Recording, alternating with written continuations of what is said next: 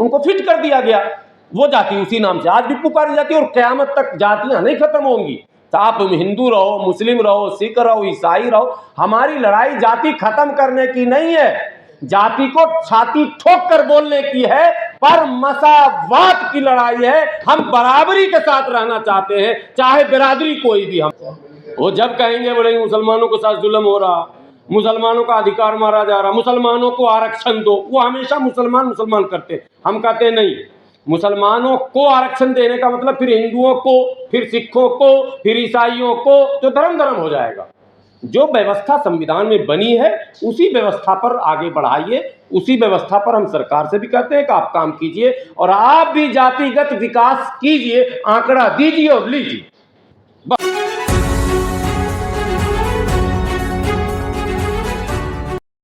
Education से ही या economics से ही नहीं है, कॉमन कई चीज़ों की ज़रूरत है।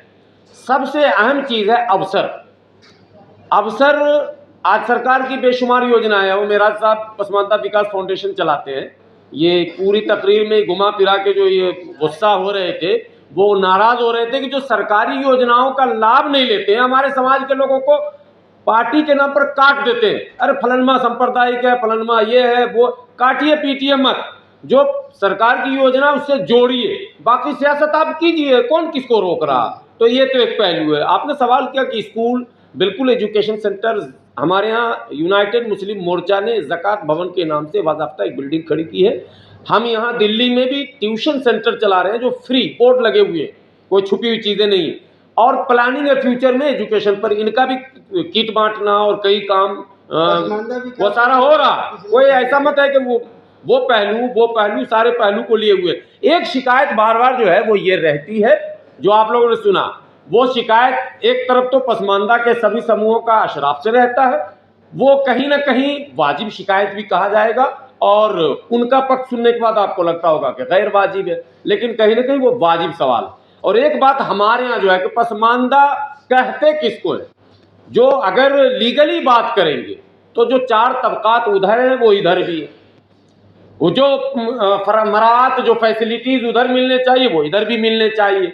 लेकिन जब लफ्ज पसमानदा का हम इस्तेमाल करते हैं तो इधर के तीन तबके एक जगह आ जाते हैं मुसलमानों के। ये तीनों की पोजीशन, जितनी कमेटियां बनी ना कांग्रेसी की हुकूमत में, चाहे वो सत्तर कमेटी हो, चाहे वो रंगनाथ मिश्रा, तीनों ने जो होल सोल रिपोर्ट दिया, ऐसा लगता कि तीनों सेक्शन जो 40 वाले, 41 वाले, 42 वाले, सबकी एक ही पोजीशन है। तो अब इसका हल क्या होगा? या तो इसका कोई पैकेज सरकार दे, या कोई पॉलिटिकल पार्टी इसके लिए कोई रोड मैप बनाए। तो ये सब तब संभव होगा जब हमारे यहाँ, आज आप इस कार्यक्रम में देख रहे हो, और ऐसे कार्यक्रम पहले भी कई हुए हैं, यूनाइटेड मुस्लिम मोर्चा ने भी किया, सलमानी, इदरीसी, साईं फकीर, धोबी, नाई, ठीक है, मंसूरी, रायनी, अंसारी, नट और हलाल खोर को भी मैंने बुलाया था। लेकिन कई लोग होते हैं जो मिस करते हैं, डबल पेयर में नहीं बुलाया था, वो सिंगल थे जो आज मिस करके उनका एक एक्सीडेंट हो गया था, नहीं आए। सबको हम लोग बुलाकर हम पहले आपस में सामंजस्य स्थापित करना चाहते हैं कि आंदोलन को सशक्त कीजिए, अपनी बात सामूहिक ढंग से रखिए, ये है मेरा मसला। नहीं सर, एक बात जानना चाह रहे हैं, जैसे सेक्टर कमेटी हुई, रंगनाथ मिश्रा आयोग हुआ, कई सारी रिपोर्टें बन चुकी हैं, दलित लोग से बदतर मुसलमानों को बताया जा चुका है, पर आप लोग कभी इन सिफारिशों पर बात क्यों नहीं करते हैं? या कभी सरकार ने आपको मौका ही नहीं दिया बात करने का कि आइए हमारे पास बैठिए और अपनी बात कीजिए, और क्या चाहते हैं आप? हमारे सारे पैनल पढ़े लिखे माशाल्लाह, पत्रकार तो पढ़े लिखे सब होते ही है, पढ़े लिखे नहीं होंगे तो पत्रकार ही नहीं होंगे। देश में कई आयोगों का गठन पहले भी हुआ, सबसे प्रसिद्ध है मंडल, जिस पर बात हो रही। मंडल कमेटी की रिपोर्ट कब आई और बनी कब, और रिपोर्ट लागू कब हुई, तीनों का तीन मामला है। कमेटी का गठन होता कब, रिपोर्ट सौंप दी जाती है कब, लागू तो तब हुआ कि किस्मत से यहाँ सरकार एक थर्ड फ्रंट की बन गई। अगर पूर्ण बहुमत की कांग्रेस की सरकार होती तो वो मंडल कमीशन भी अब तक वैसे ही रहता जैसे रंगनाथ मिश्रा और सच्चर कमेटी है। अब एक सवाल आपके सवाल से निकलता है कि जब थर्ड फ्रंट की सरकार आई थी तो मंडल कमीशन तो लागू हो गया, लेकिन बाकी कमीशनें जो उससे पहले बनी हुई थी, जिससे इस तबके का रिश्ता था, उसका हल क्यों नहीं हुआ? तो फिर वही शिकायत आएगी कि वहाँ बैठे लोग कौन थे। यही शिकायत, यही असल इशू है जिसको हम लोग दोहराते हैं कि वहाँ बैठे लोग डीपी सिंह की सरकार में उबैदुल्ला खान आज़मी एक ब्रांड थे, नाम था। उस समय के सारे लीडरों का आप नाम निकालेंगे तो कई ब्रांड थे। मुफ्ती सईद साहब, मुफ्ती आलिम मौलाना सब मौजूद थे वहाँ, लेकिन हमारी बात नहीं की गई और पिछले सरकार के द्वारा बनाई गई कमेटियों के रिपोर्ट पर दबाव नहीं बनाया गया। तो हम उनसे शिकायत, आप कहते हैं कि आपने क्यों नहीं कर लिया, ये एक बेईमानी वाला जवाब है। हम कैसे कर लेते, हम तो तब से संघर्ष कर रहे हैं जिनको आज याद कर रहे हैं 137 साल से।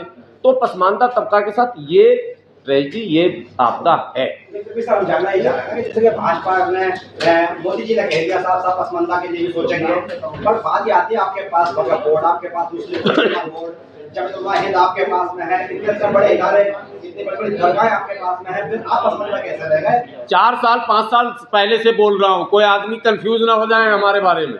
कई बार लोग कमेंट करते हैं ये तो फला ही हो गया, ये फला हो गया, मतलब ए टीम बी टीम वाली जो बात चलती है। मैं कह देता हूँ एक बात बिल्कुल शीशे की तरह साफ, इसको नोट करने का समाज के सब छोटे बड़े नेताओं को एकदम नोट कर लेने का है। सरकार से सामंजस्य स्थापित अगर नहीं करेंगे, समन्वय नहीं बनाएंगे, पसमानदा थे, पसमानदा है और पसमानदा ही रह जाएंगे।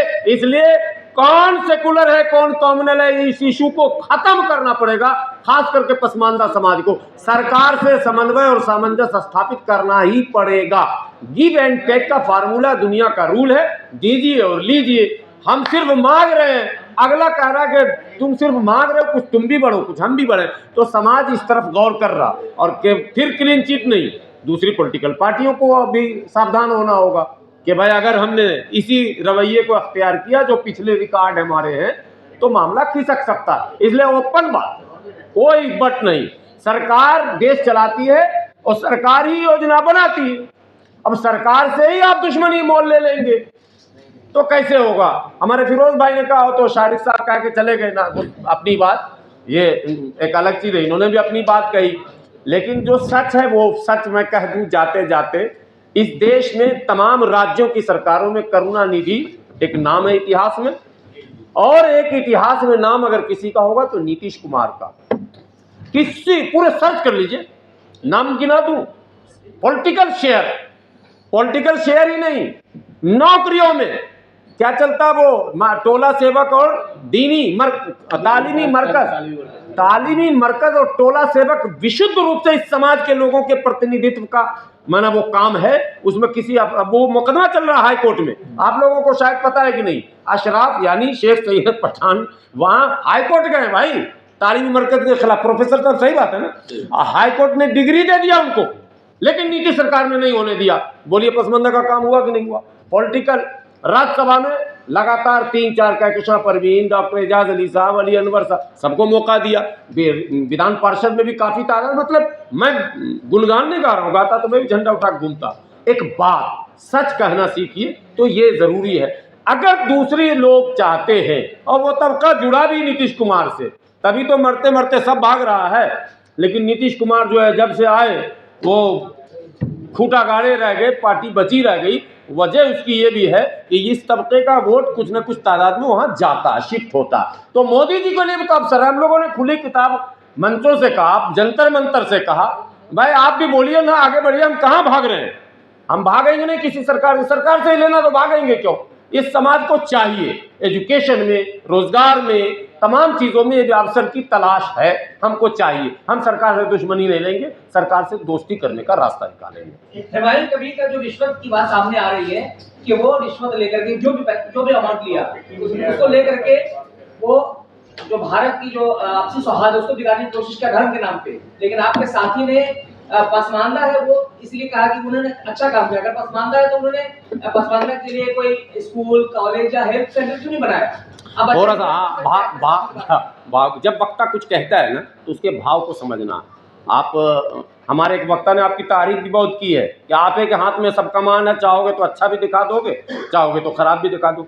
भाव ये था कि भाई घोटाले और लेन देन के पॉलिटिक्स में बहुत सारे मामले आए हैं सामने। एक पसमानदा ने भी कमा लिया 1000-2000 करोड़, कमाने दो ना, ये इनका कहना था। और कोई मसला नहीं था।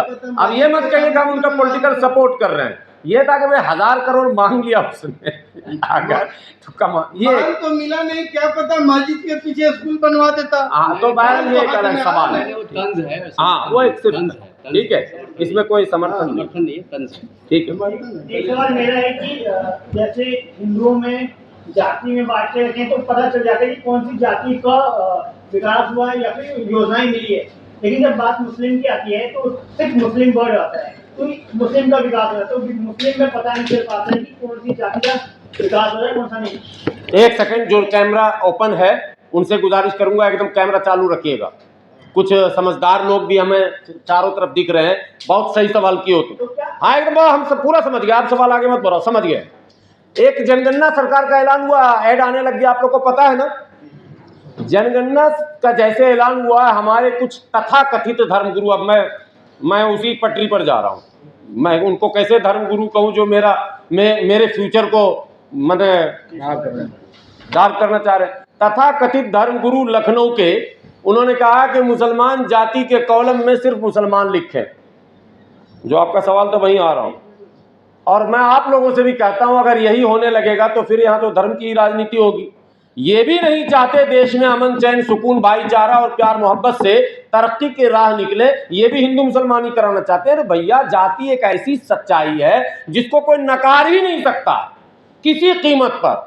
धर्म छोड़कर भी जाति नहीं छूट रहा। आप सोच लो, धर्म बदलने के बाद भी जाति उसके साथ साथ चला जा रहा, कैसे आप भाग रहे हो जाति से? तो जाति का कॉलम लिखना ही पड़ेगा। और सरकार की जितनी योजनाएं हैं, कोई जन्म से किसी के पेशानी पर SC लिखा हुआ है, तो फिर सरकार ने जब शेड्यूल तैयार किया, सूचियां जो बनी, तो अनुसूचित जाति कैसे आपने बना दिया? उसके पेशे, उसके सोशल स्टेटस, उसके रख रखाव, उसके खान पीन, उनके एजुकेशन, इसको देखकर ये है असल। तो ये जो SC ST OBC बात समझ रहे हैं ना, ये सोशल स्टेटस के आधार पर है। उसी में जो जातियां जो फिट होती थी उनको फिट कर दिया गया, वो जाति उसी नाम से आज भी पुकारी जाती है। और क़यामत तक जातियां नहीं खत्म होंगी। तो आप हिंदू रहो, मुस्लिम रहो, सिख रहो, ईसाई रहो, हमारी लड़ाई जाति खत्म करने की नहीं है, जाति को छाती ठोक कर बोलने की है, पर मसावात की लड़ाई है। हम बराबरी के साथ रहना चाहते हैं, चाहे बिरादरी कोई भी हमारी हो। अब आप समझे कि नहीं, ये असल मसला। मेरा ये कहना था कि जैसे हिंदुओं के चाहे कोई से भी नेता हो, वो जातियों में अपने हिंदुओं को दिखा देते हैं कि ये कौन सी अब हमारे यहाँ भी दिखा रहे हैं, नीतीश कुमार जी दिखा दिए, शेख इतना, सैयद इतना, पठान इतना, अंसारी इतना, मंसूरी इतना, रायनी इतना, हलालखोर इतना, चमेला इतना, नट इतना, बक्खो इतना, डफाली इतना, मीरासी इतना, मिर्शिकार इतना, जितनी बिरादरी हमारे यहाँ तक। जब सीमांचल की तरफ जाएंगे तो सुरजापुरी, शेरशाहबादी, कुल्हैया, सबका डेटा आ गया। सवाल पूरा सुनिए। लेकिन जब मुस्लिमों की बात आती है तो मुस्लिम के जो नेता हैं वही किसी जाति में नहीं बांटते, ना ही बताते हैं कि कौन कौन सी जाति का उनका विकास हो रहा है। तो क्या मुस्लिम नेता ही अपनी जाति के लोगों को दबाने की कोशिश कर रहे हैं? गंगाधर ही असली शक्तिमान है, नेता ही हमारा दुश्मन है। वो तो हम कह ही रहे शुरू से। वो जब कहेंगे बोलेंगे मुसलमानों के साथ जुल्म हो रहा, मुसलमानों का अधिकार मारा जा रहा, मुसलमानों को आरक्षण दो, वो हमेशा मुसलमान करते। हम कहते हैं नहीं, मुसलमानों को आरक्षण देने का मतलब फिर हिंदुओं को, फिर सिखों को, फिर ईसाइयों को, तो धर्म हो जाएगा। जो व्यवस्था संविधान में बनी है उसी व्यवस्था पर आगे बढ़ाइए, उसी व्यवस्था पर हम सरकार से भी कहते हैं कि आप काम कीजिए, और आप भी जातिगत विकास कीजिए, आंकड़ा दीजिए और लीजिए। बस आंकड़ा हम जातिगत देना चाहते हैं। बहुत बहुत आप लोगों का शुक्रिया, बहुत बहुत आभार। और चूंकि पसमानदा आंदोलन के जनक का जन्मदिन था, पसमानदा में ये तमाम बिरादरियां हैं जिनकी आज सहभागिता हुई है, जिन लोगों को अवसर बोलने का मिला उनका भी शुक्रिया, और हमारे जिन भाइयों को आज मौका नहीं मिला उनका भी शुक्रिया। और इंशाअल्लाह वो तो हमारे साथी हैं, बोलते ही रहेंगे दिल्ली में कोई न कोई कार्यक्रम में, लेकिन उनकी तरफ से मैं माजरत ख्वाह हूँ कि उनको मौका नहीं मिला, दिल पर नहीं लेंगे वो।